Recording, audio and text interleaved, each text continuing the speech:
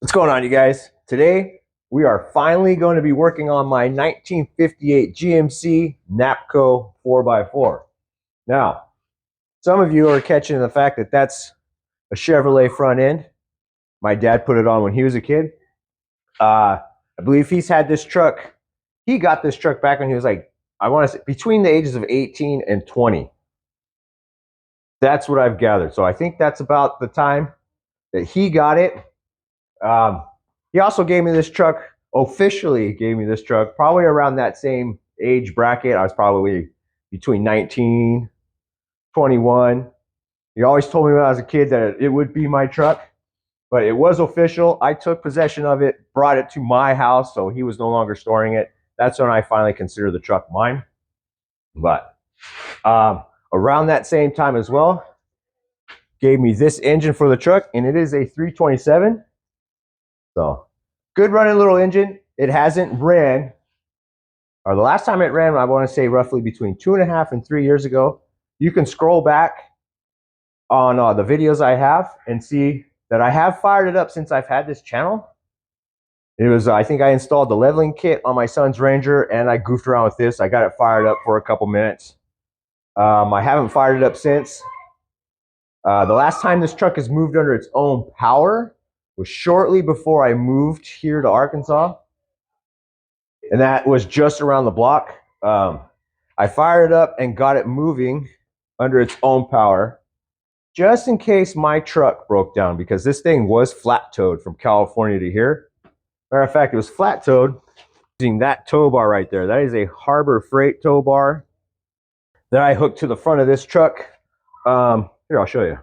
These are sway bar drop brackets off of something. I don't know what they're off of. They just something I collected and had them in my bench. So I drilled holes through it, put bolts on there using the factory bolts that were in this frame rail, and then attached these holes because they lined up to the sway bar bushing bracket. So I just bolted those to there, and that's what I used to flat tow this truck. And that was an adventure. And if I was doing YouTube then, this would have probably been a 3-day series because it was like National Lampoon's Move to Arkansas. But anyways, so 6 years ago, over 6 years ago was the last time this truck moved. And like I said, I got it moving under its own power before I flat towed it. And I knew better. I didn't want to be stranded on the side of the interstate putting a drive shaft in the truck, even though it only takes a minute or two to do so. So I left the drive shaft in it, and somewhere between there and here, it threw the drive shaft, which sucks. But I have, within the last couple years, gathered the parts I needed to make another drive shaft for this truck. But I'm not going to do that just yet because, I'll show you, you get up underneath this truck here. Let me get down. So it is a divorce transfer case. There it is right there. And you can see, if you come back here, you can see how close that yoke is to that yoke. And you can see how drastic that angle is. So what I want to do is on another part, or probably the second part or something. But my plan is to get the transfer case unbolted, get that intermediate drive shaft out, get the linkage, everything out, move that transfer case closer to the transmission, redo the linkage and that drive shaft. That way it reduces that angle from the transfer case to the rear end and hopefully prevent this truck from throwing another drive shaft. So, but anyways, that is going to be, I'm not exactly sure how much work that's going to entail, so we are going to save that for like the second part of this. I'm going to try not to make too many parts. I just want to get this thing up, running, moving under its own power. And if any of you out there knows, even though this truck has been in my family for 40 plus years, no one knows where pink slip's gone. So if any of you knows how to exactly go about getting this thing up, registered and legal, so I can put plates on this thing and get out and drive it. I'm tired of seeing it sitting in this corner. I'm tired of seeing it collect dust. I know I've got a bunch of other stuff going on as well, and I'm trying my best to keep everything rolling, but I am tired of seeing this thing sit. It needs to be driven. So if any of you knows how to go about doing that and not have it cost an arm and a leg, please put that in the comments down there. Let me know, because I would love for this to happen. But anyways, first things first, we gotta get this thing fired up. Like I said, it hasn't ran in between 2.5 3 years, and I have got a bunch of stuff for it. I went out and picked up a brand new battery. I've got stuff to do an oil change for it right there. I got new fuel lines, got a fuel filter, all kinds of stuff for it, so we can change on that once we get this thing fired up. I also want to get in here and fix that distributor, because as you guys can see, it's a little crooked. It's not supposed to sit like that. Apparently I have it, I got it a tooth off. So we'll be pulling the #1 spark plug in top dead center of the compression stroke, so we can get that distributor lined up correctly. I do have new wires coming. I'm not exactly sure when they'll be here. It says in the next couple days, but I think these ones are good enough to fire it up. And make sure it's got coolant in it. All that neat stuff. So first things first, go ahead and get you guys in the stand. I'll grab my little step stool over there. And I'll start diving in this thing to get it running. Also, it might bounce around just a little bit, because I'm also, for those of you that have been with me for a while, and for the ones that are new, I usually have all my junk piled up right there. I don't remember the last time I've had that door open, so I'm in the middle of moving all my stuff around, rearranging it to make everything easier to get to, more accessible. Putting my carts over there. I'm trying to consolidate my electrical stuff, bodywork stuff. Move some of these engines around. That table serves me better out here and not under a shelf. So bear with me, but between this and that, we are getting this truck fired up. So like I said, I'll get you guys in the stand. We'll start diving into this truck. All right, so I've gone ahead and hooked up the battery in here. And I've also hooked up the remote starter switch. So that's going to help me. I've never owned, actually, I bought this probably, I don't know, 2 days ago. I've never owned one. So I usually just, I don't know, I've had a couple pieces of wire. I've had a momentary switch, but I haven't really had the much need for this one. I had someone help me with this when we dropped that in, and then everything else I've worked on or owned pretty much since then has been Ford. So Ford's got their little relays up here, and you just jump the terminals. So anyway, battery's hooked up, cranks over as you can see. So, but before I do the distributor, I'm going to go ahead and change out our fuel filter, put the new fuel lines on here and fuel filter. That way, as it's cranking over, all that's fresh. I don't know. Oh, it's got a little bit of fuel in there, so you know what? I'll just leave that for right now. I do have new hose and filter, but we'll go ahead and leave it. If it works, awesome. So once it's fired up and running, then I'll go ahead and change it out after I'm done playing around with it. But anyways, cranks over. Now we'll pull all these wires off. Oh, distributor's already loose, so that's great. Variable timing, apparently. I don't know why I would have left it loose or what I did as I was pulling it apart last time. So hopefully, I don't know. I'm starting to wonder now if I did get it off. Too late now. Guess I could have checked before pulling the wires. So probably just created unnecessary work for myself. But anyways, Got that out of there. Go ahead and have it stretched. I don't know if you can see that. Yeah. So I have not loosened it up yet. That was just, I don't know. I don't know what happened. So go ahead and pull the cap. Take a look inside there. All this stuff, like you see, it's got newer wiring. It's got a newer painless wiring kit in it, because I did go gung-ho on this thing at first when I first got it from my pops. Bought all kinds of new parts. It's got a brand new radiator, well, new 15 years ago ish, 15-ish years ago. So it's got a new radiator, new wiring. It's got an updated brake master and booster. Thing is power brakes. This actually does not have the original running gear in the truck. The original rear axle, the pinion was sheared off, and I'm assuming it was caused by the fact that the angle is so drastic after being turned into a short bed. So, like I said, I should have knew better and not towed this thing, but I'm assuming that's why it was broken.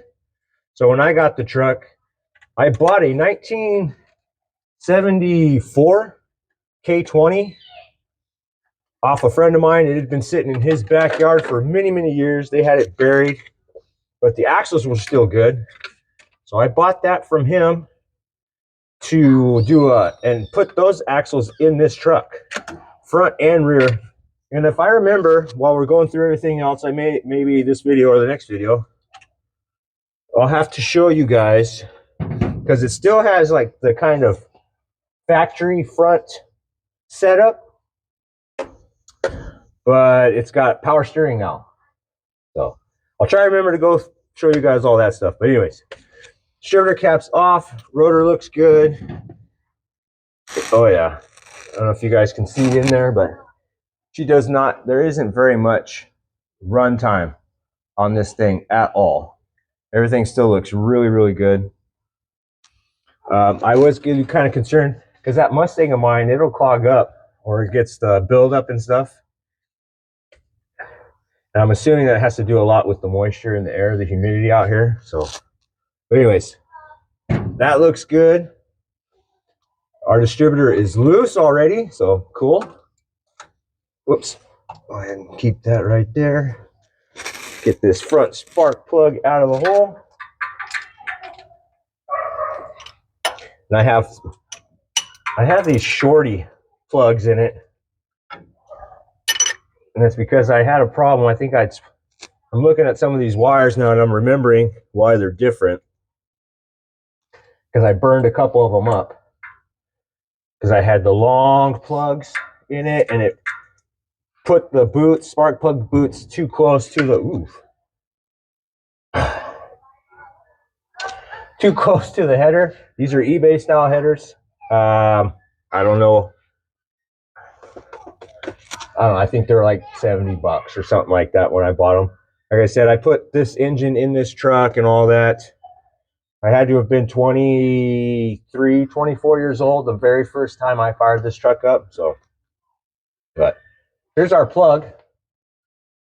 You can see it is extremely rich.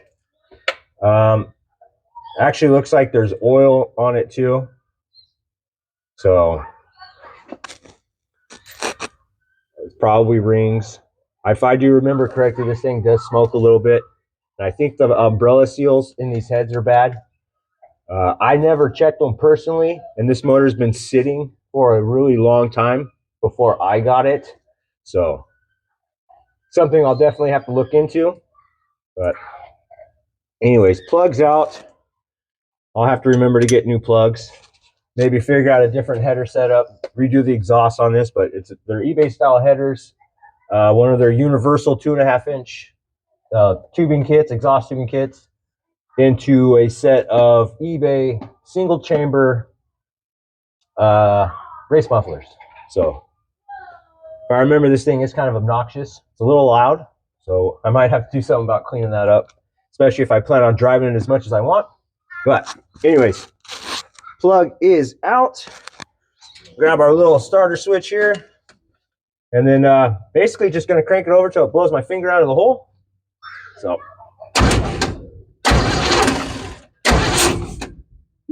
there we go. So, look down there. I should have, let me grab a flashlight real quick. I should be able to look down and see if our timing mark is lined up. And then, guys, do me a favor too, because I've been walking away and I'm trying out this new microphone setup. Let me know how it works, if it is working out. But, oh yeah, she is. Oh, probably be a good idea to paint this. I can't exactly turn it because the 327s, they don't have a crank bolt. They're blind. They just pounded the harmonic balancers on. So, I believe they do have kits or something out there that you can drill and tap the front of these things to put bolts on it, but this one does not have a bolt or a, yeah, it doesn't have a bolt in the crank. So I'm going to try to do is I'll probably grab a crescent wrench then. Sometimes you can grab the belt, kind of tighten it up a little bit and turn on like the power steering nut or the alternator nut with a crescent wrench. Sometimes you can get them to turn over that way. This one is kind of difficult to do because it has the camel hump heads. So there's no, the accessories, brackets or anything don't bolt to the front of the heads. So my alternator bracket is something I made, and I'll have to try to remember to show you guys. I used one of those universal brackets off of eBay and then clocked it the way that I want and then welded it together. So it does kind of wiggle around for a little bit when it moves. So, but I'm gonna go grab a crescent wrench so I can turn that thing back, line those marks up, and then we'll see where our rotor points in relation with the distributor. And if it's off, then I'll go ahead and pull the distributor out, clock it so it fits. All right, so go ahead and grab the front of this alternator. I'll grab the belt as well. Kind of be careful if you're going to do this stuff because you don't want to roll your fingers in there. Nope. It's definitely hard. Sometimes, if you get a good enough grip, you can grab a hold of the crank itself and turn it. But maybe I can. I don't know. A little difficult.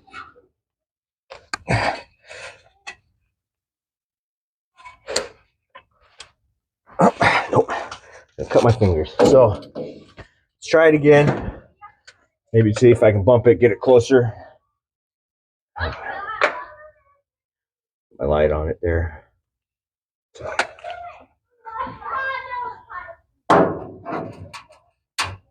Oh, there we go. Turn that. All right.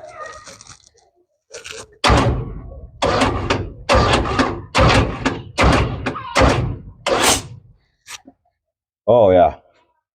Should have done that from the beginning. That's top dead center. Right on. Okay. That is right on 0. So now that it's blowing my finger out, go ahead and I'm going to set this cap on just so I can see where everything's kind of pointing. Put it where it's supposed to go. There we go. So it sits right there. And number 1 usually points like where the tack or the battery and the tack plug into.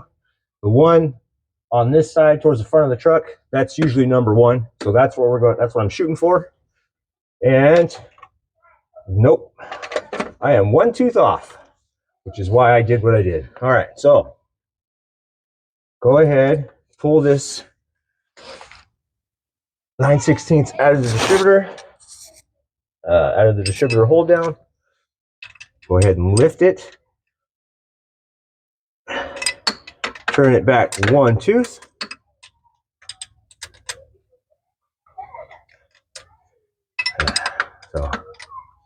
Really looking forward to hearing this thing run.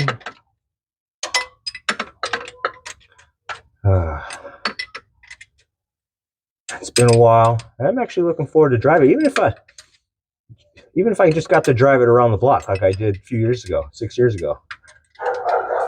That would be fun, just to see this thing moving and I can move it around. It's not definitely motivate me to continue working on this thing. I guess finish some of the wiring, maybe get the glass fixed, get some of the weather stripping and stuff replaced. You know, do something fun with it. Just move it. That would be great. All right, so turn this back where I want it. Number one. Yeah, not number one. Turn this out. Okay, so put this back here. Boom, boom, boom. All right. So try to make this simple as possible. So lift it out of the way. Make sure it's off that cam. Yep. One, boom. Now, all I did was turn it one tooth back. So it is on the cam gear, but it is not lined up with the oil pump gear yet. But it is on the cam gear, so if I was to crank this over, it would turn the rotor. So what I'm going to do is I'm going to bump it over, and it's going to bump it.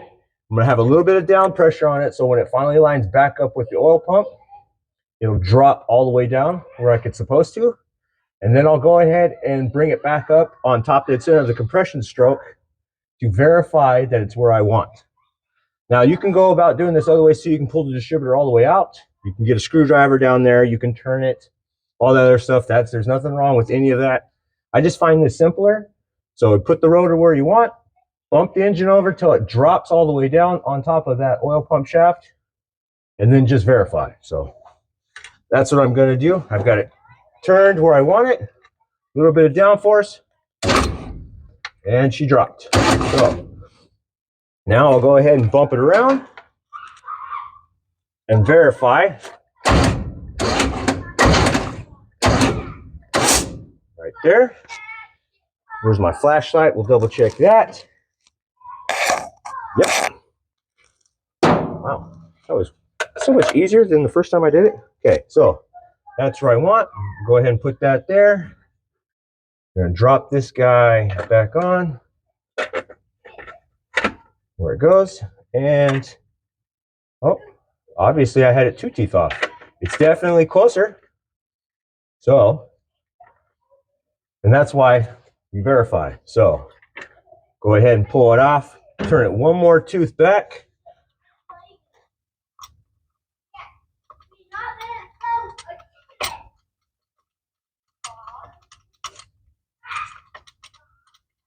Come on, there it goes. There we go, boom. Do that. I don't know if you can see it on camera, but here, let me tilt it a little bit. That way I can show you guys what I'm doing.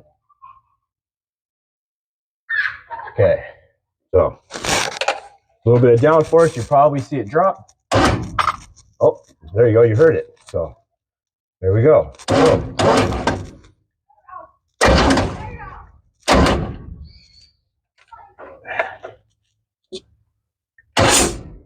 There we go, top dead. Check my chronic balancer. Okay. Do that one more time. Not as close as I wanted it, but see if I can get better.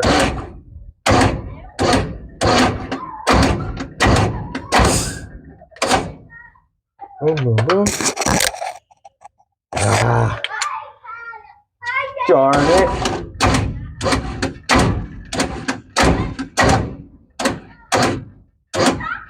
Getting closer. There we go.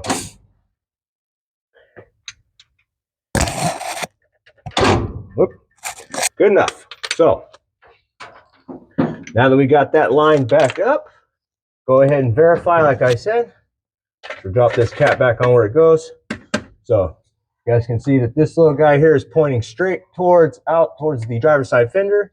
Our rotor should be about here where my finger is at. And it is right where my finger is at. So now that we have that set where it's supposed to be, go ahead and put the distributor tie down back on. Snug it up. Want to give ourselves a little bit of room to adjust for timing. I will grab my timing light and we will put a timing light on it.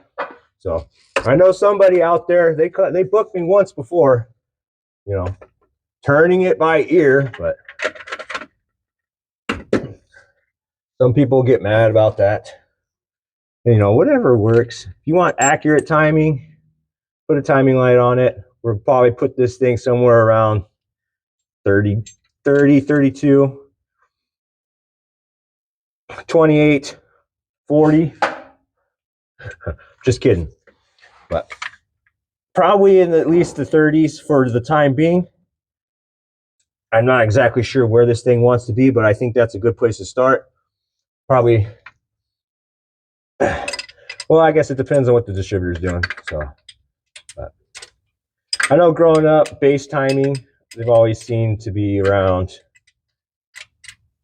anywhere between, I set them about 8 to 10 degrees before top dead center for these guys. That's what I've always been taught. Not that I've always listened. I know when I first was doing all this stuff, I turned a distributor till it would was really hard starting, and then back it off till it would fire up. And that's where I always locked them down. So if you put cheap gas in it, you really hurt them. You really hurt it. But anyways, all right, starting to get snug enough. Starting to snug up. All right, yep, she's loose, but not too loose. I don't want it turning on me while we're doing it. There we go. So there we go. She's snug. That'll work. Go ahead and double check that rotor is where I want it. Boom, boom, boom. Right here. Yep. Good. So that's awesome. We'll go ahead and snug that back down now.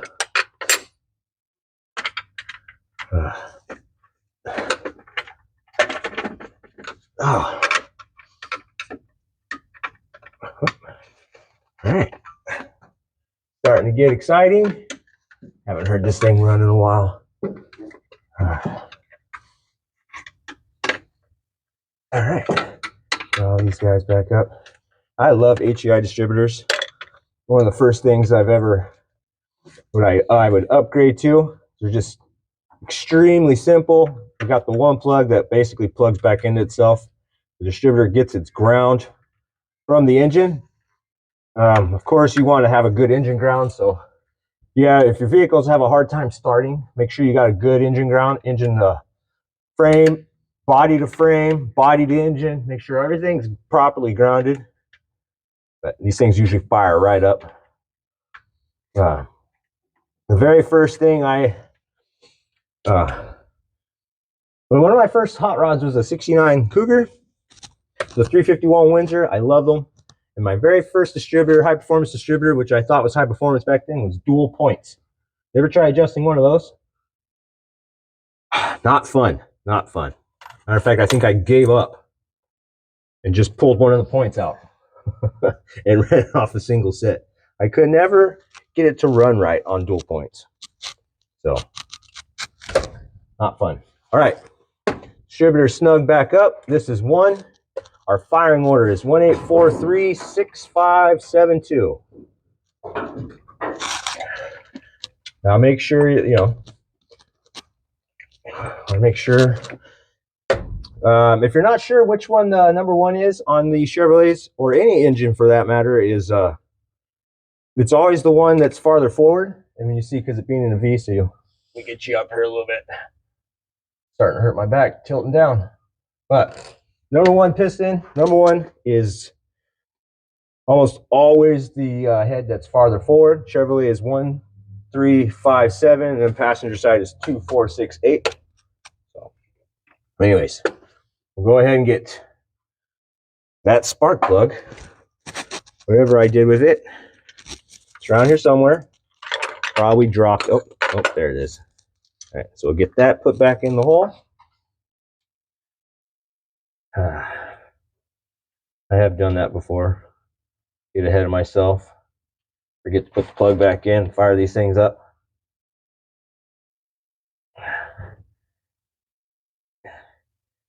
All right, there we go. Whew.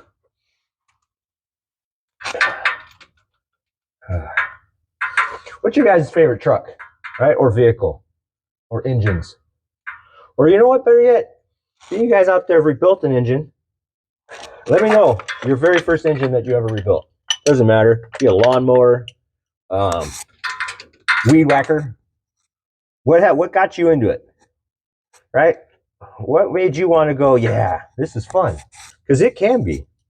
And then there are some times out there where it's, whew, you know what I mean? But let me know your very first engine that you guys ever built or learned to work on. My very first engine was a 2-stroke weed whacker engine that I accidentally got fired up using nothing but straight gas when I was a kid.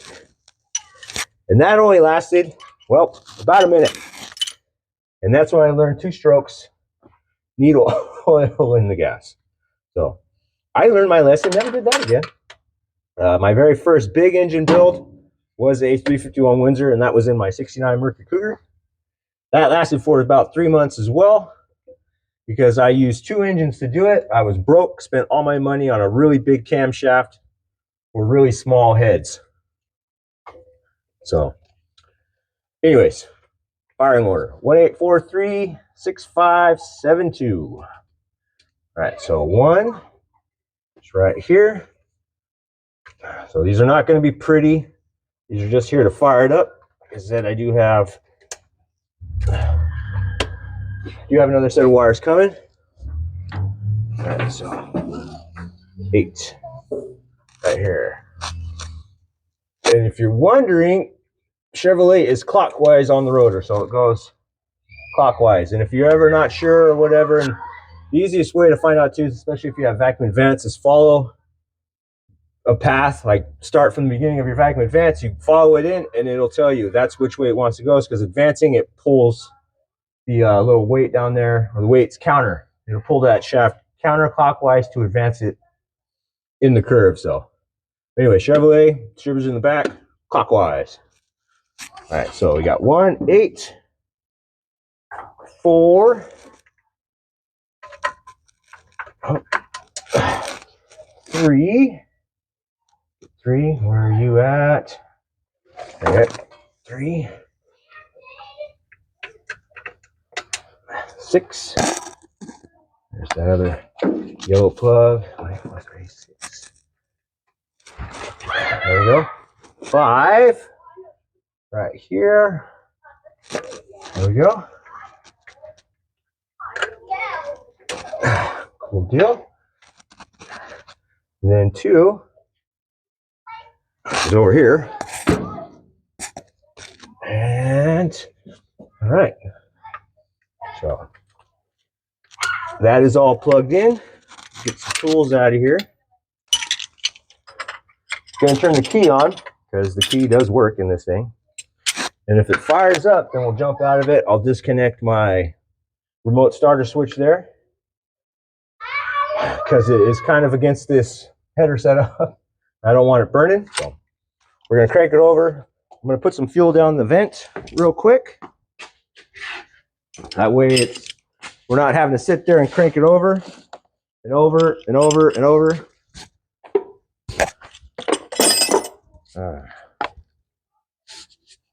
Go ahead and do that. Turn the key on. See here. All right.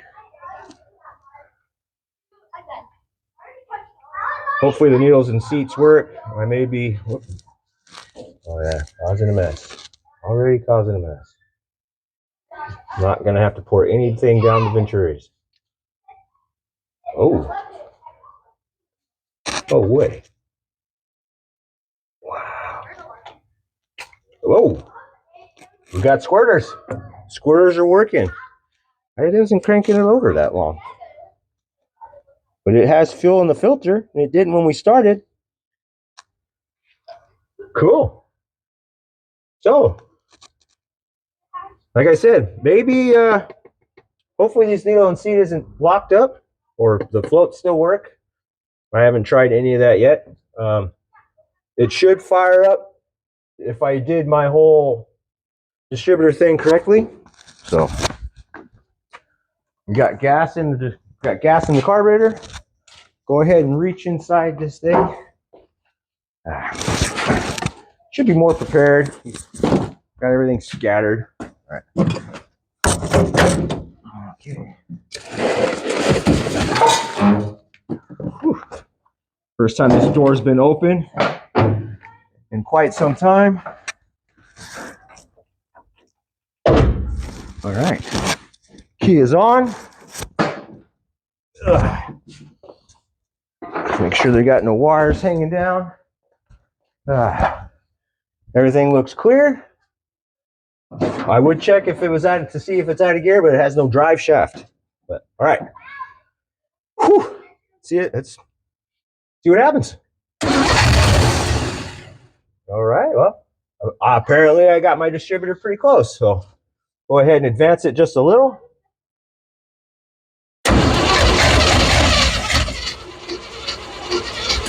A little bit of gas.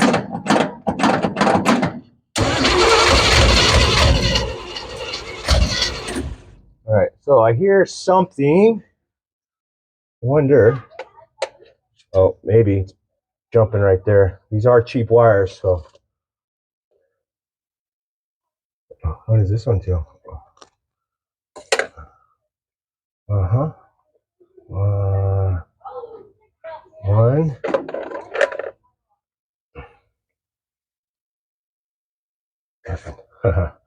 Missed one. That would be the good reason that's what I was hearing. Yep. A little tight. All right. Try this again.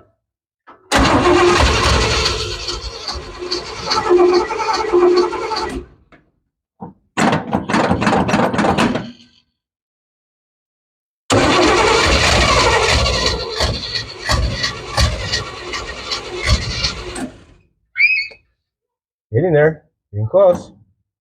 Back. The secondaries are locked up. So, oh. Yep. The back accelerator pump is stuck. So.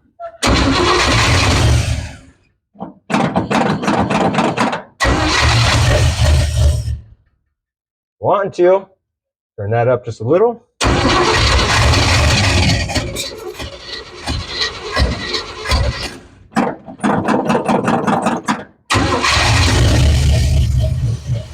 Come on. Yeah. Woo! Timing's a little off. We'll advance it just a little. And if that doesn't work, I'll restart it. But I will put a timing light on it here in a second. Let's just get it running.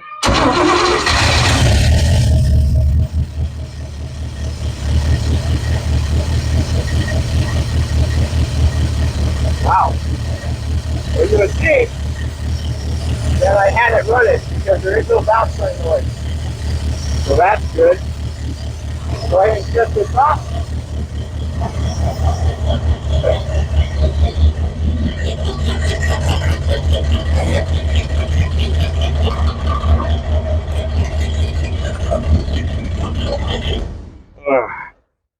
Whew. All right. Fired up. She is running. Sounds pretty good. A little smoky, but it's got to clear out. So, cool. I'm going to go ahead and just, now that it is running, and it looks like my needles are stuck open because it's dripping fuel down the venturis. So I will have to address that. Or I've got them, they're out of adjustment. If you guys have a holley and you ever look down there and you see a bunch of fuel dripping, it's either, and if it hasn't been running in a while, most likely your needle's stuck. Or if it's new out of the box and you're adjusting it, then most likely your needles are set too high. You're gonna have to drop them in the bowl a little bit. But Anyways, I'm gonna go ahead and hop up underneath this thing and see if we can't change the oil on it.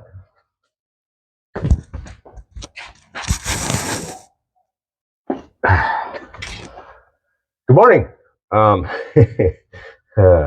Well, I got myself all set up last night to do the oil change, and the battery on the camera died.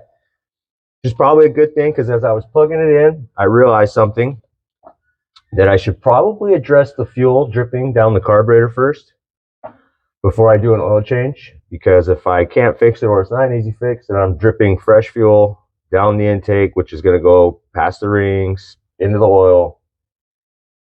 And I'm all for, you know, wasting money on pointless things, but 2 oil changes because of that is not going to be one of them. So, we're going to fix the fuel leak on the carburetor. Now, first things first, what I'm going to do is, I know I did adjust a little bit. I'll show you.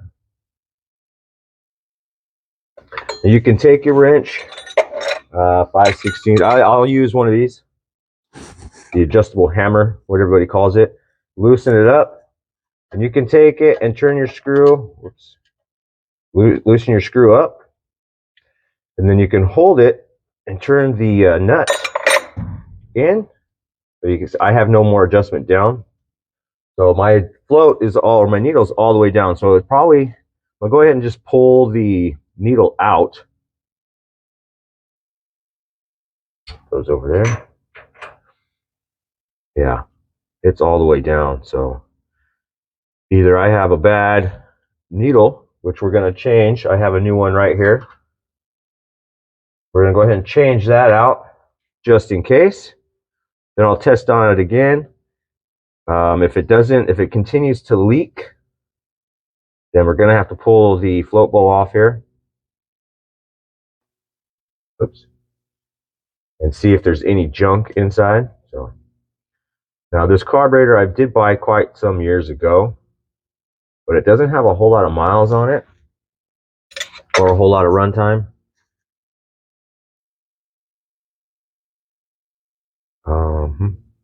This O-ring right here may be the problem. So I don't know if you guys can see, but that's supposed to seal. The fuel comes in, it's supposed to seal against that O-ring right there. I don't know if it'll focus, but you can see the O-ring's kind of flat. And then we'll go ahead and I'll get this new one here. You can see that the O-ring kind of sticks up a little bit there. So this one should make a good seal. The needle's probably good. I could probably get away with replacing an O-ring, but we're just going to go ahead and throw this new one in since I have it. Oh yeah, that feels better. So it's probably what it was doing. Fuel was leaking past the O-ring. So get that started by hand. All right, and you don't want to force it. You should just turn it in nice and easy. So what I'll do, put that guy back on there. Oops, we'll get him turned down. I'm going to turn him down to the point where I know it should be cutting fuel off. And then we'll pull this little screw on the side of the bowl here, and we'll fire the truck up, let it run, and we'll adjust it to where fuel is just underneath the, just before it wants to start spilling out. So get that guy in there. Go ahead and put the screw back on.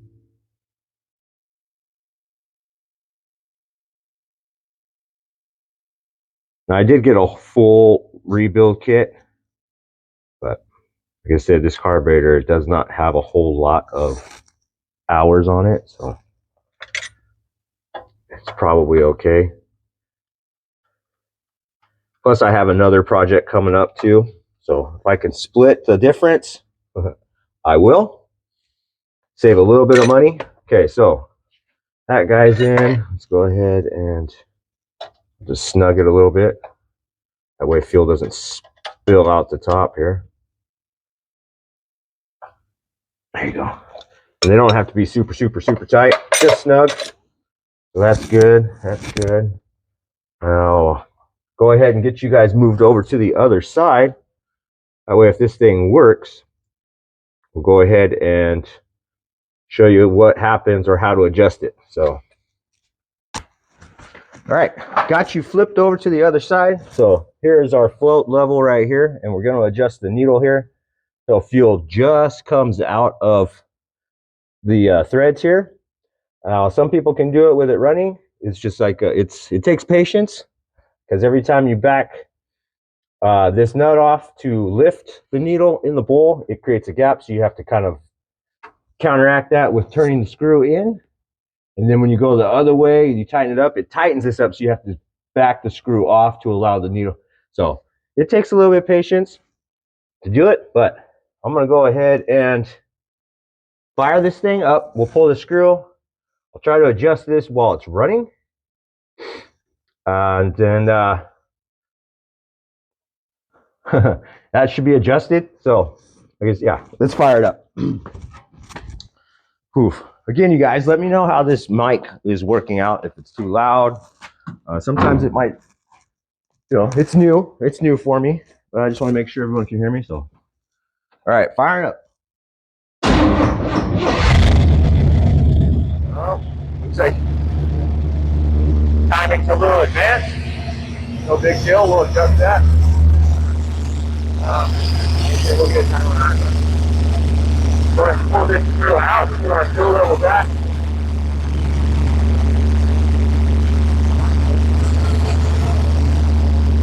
Make sure you get a rag down there. Kind of help soak some of that up. Go ahead and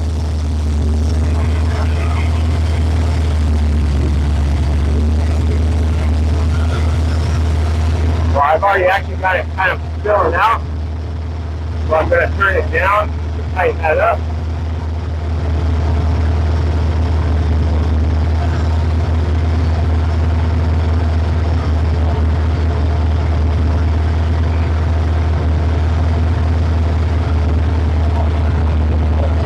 And I don't know if you guys can see, but that is our fuel level is right there. So that is adjusted. Yep. That is just what you fill out right there. Fuel is no longer dripping down to the screw, so that's good. Go ahead and shut the truck off now. It does have fuel in that oil, and I'd like to change it before running it too much longer. So that's good. The only problem was the O-ring on the original needle. It was just too much. It just wasn't holding anything back. So it was bypassing the needle altogether, which is why it was spitting fuel out the venturis there. So I put that guy back on. Make sure all that stuff is snug. Yep, good deal. Get that out of the way. Now what I'll do is, go ahead and get everything back underneath the truck. Get the oil changed on this thing. And we get fresh oil and filter. Oh yeah, plenty of fuel on that guy there. Now I want to say something.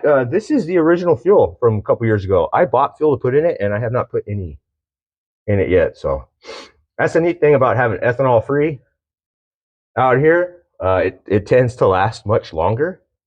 So I'm not gonna say it doesn't look too bad, but this filter is kind of tinted a little bit, so we'll definitely have to change that.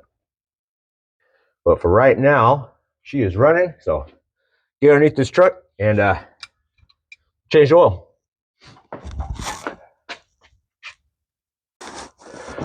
All right, under the truck, I did start to drain the oil, but I wanted to show you guys how clean this oil looks. Apparently, I changed it prior to starting it up last time, so you can see how nice and clear or clean. It does have gas in it, though. It does have quite a bit of gas from that leaky carburetor, so definitely needed the oil change. So we're going to let that drain all the way out, and we'll change filters. And you can see I do have a Fram in there, but we are going to change it out with a Wix filter.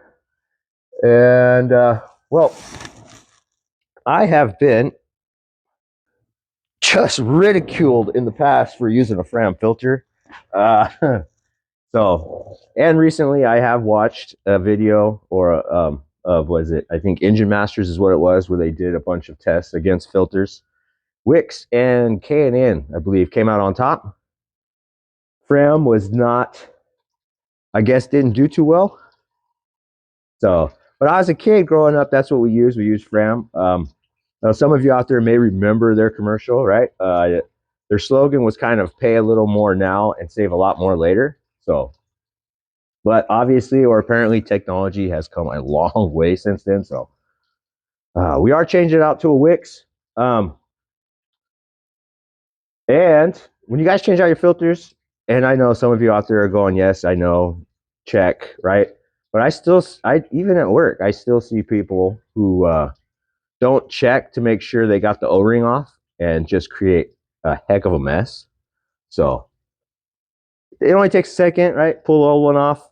Just glance up there, double check. But anyways, this thing's about done draining. I'm gonna go ahead, pop up underneath there, get that filter swapped out. Then we'll head up top and start adding oil. All right. The oil I am using is actually a first for me. I have always just used conventional Castrol 2050 in these older engines. I have for many, many, many years. I still actually use it in that Mustang that I built. But I have recently learned that the Rotella or the diesel oil has all the additives and everything that these older engines, especially flat tappets, need or like. So, plus it is cheap.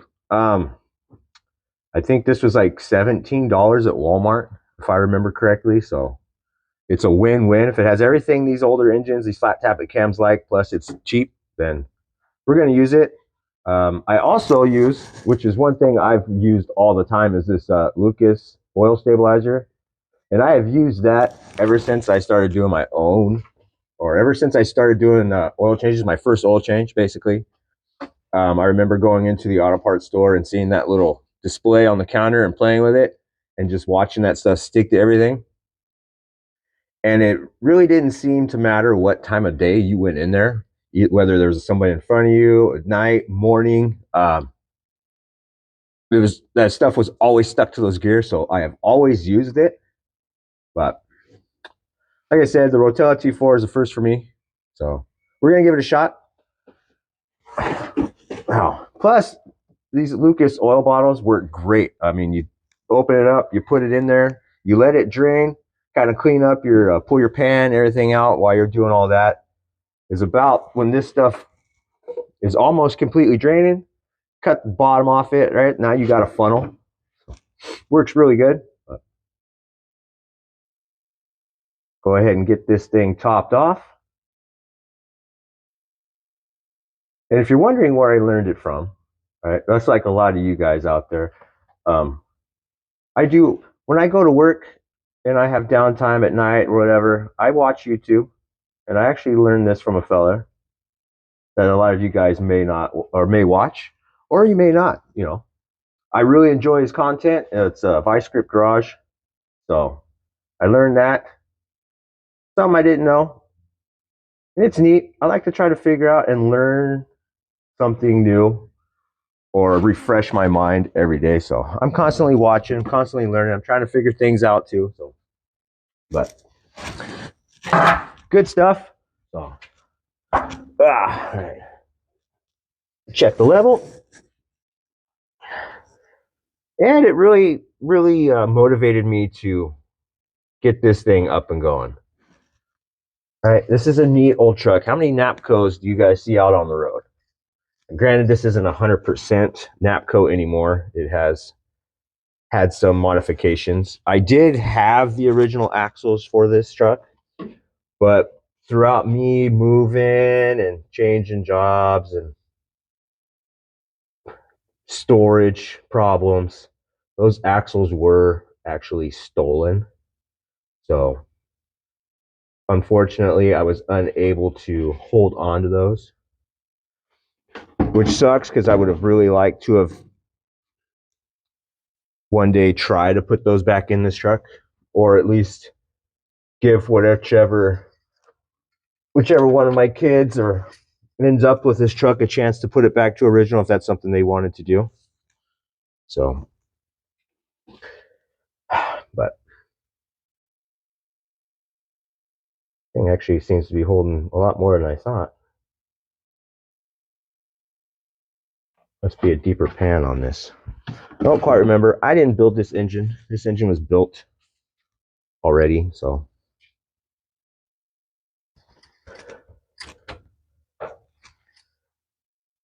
There we go. Oh yeah, just about there. So, what other channels do you guys watch out there? Right? Maybe you got a recommendation for me to check out. Like I said, I watch when I'm at work. I really only get 8 days a month to work on my stuff at home. So everything you guys see on the channel is done within 8 days, sometimes less because things pop up. But what do you guys watch out there? What do you recommend? Maybe I haven't seen it, something I should check up on, or something that's going to help me even improve more on what I'm doing. Oh, right. Got that thing all topped off.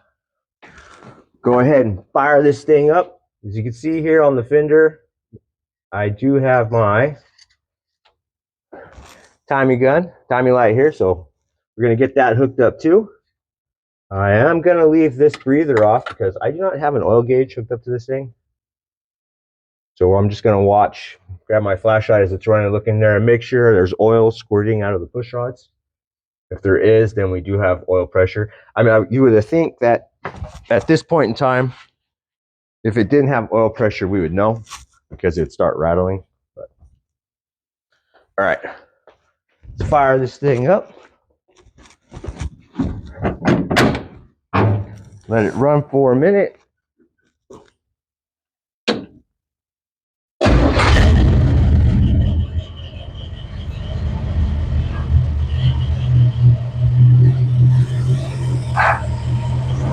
And if you're wondering, yes, I did bump the distributor back just a hair from the last time I tried starting it because I was obviously too far advanced. Like,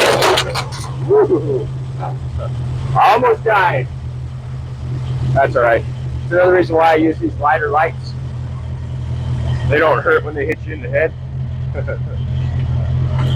But anyways, grab my flashlight.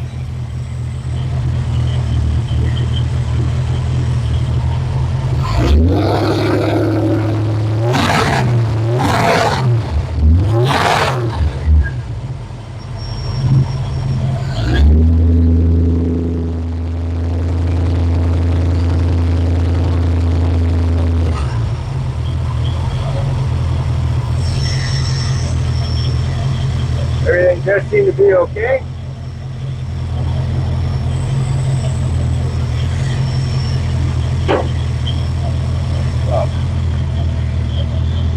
Let's go ahead and shut this thing off. Hook up our timing light.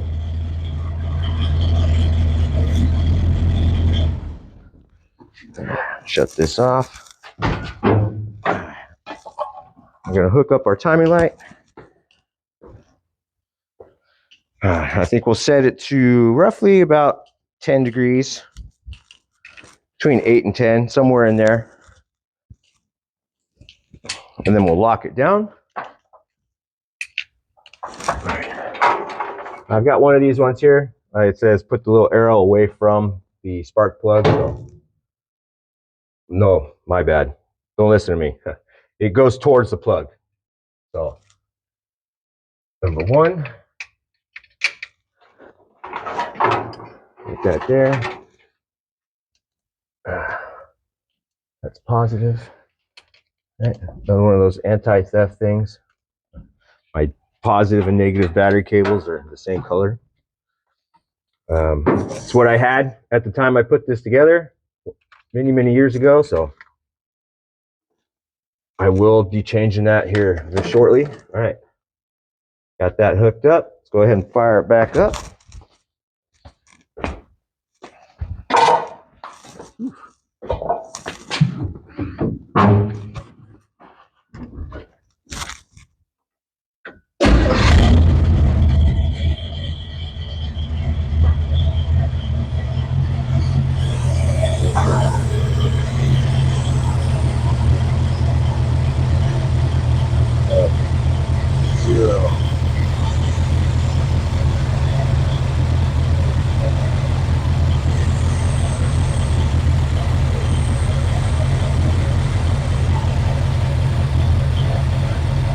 About 4 degrees.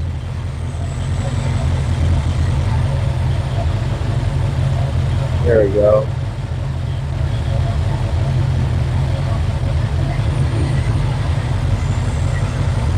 Here it's actually starting to smooth out a little bit. Yeah, that sounds pretty good.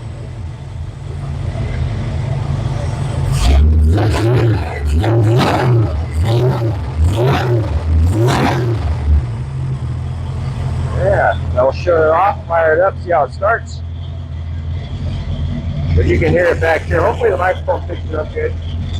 It sounds like it's running fairly decent. All right. Off. On. There we go.